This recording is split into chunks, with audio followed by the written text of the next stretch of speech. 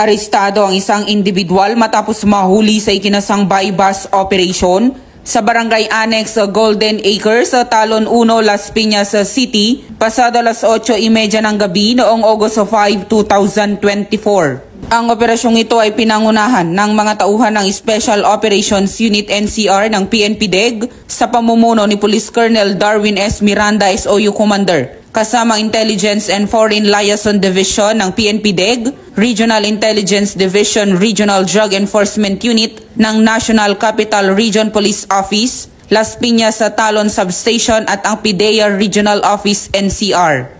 Nakumpiska sa nasabing operasyon ang 2 plastic packs na hinihinalang shabu, buy-bust money, cellphone at iba pa. Kinilala ni Police Brigadier General Eliazar P. Mata, Director ng PNP DEG, ang narestong suspect na si alias Badet, 49 anyos. Ang narestong suspect ay nabasahan ng kanyang mga karapatan sa wikang kanyang naiintindihan at ito ay dinala at pansamantalang nakapiit sa detention facility ng PNP DEG SOU NCR habang hinahanda ang kasong maaaring ipataw laban sa kanya.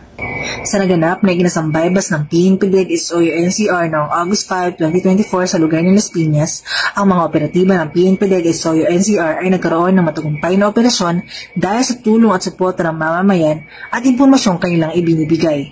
Ito ay nagresulta sa pagkakadakip ng isang drug personality na matagal na nagtutulak ng iligal na droga sa nasabing lugar. Patuloy ang ginagawang pagpupursigi ng ating mga kapulisan na labanan ang iligal na droga sa ating bansa upang tayo'y maging ligtas at malayo sa banta ng kriminalidad dahil sa iligal na droga. Sa mga nais magsumbong, maaari kayong mag-text sa numerong nasa inyong screen. Dahil dito sa bagong Pilipinas, ang gusto ng PNP DEG, iligal na droga bigyan ng wakas.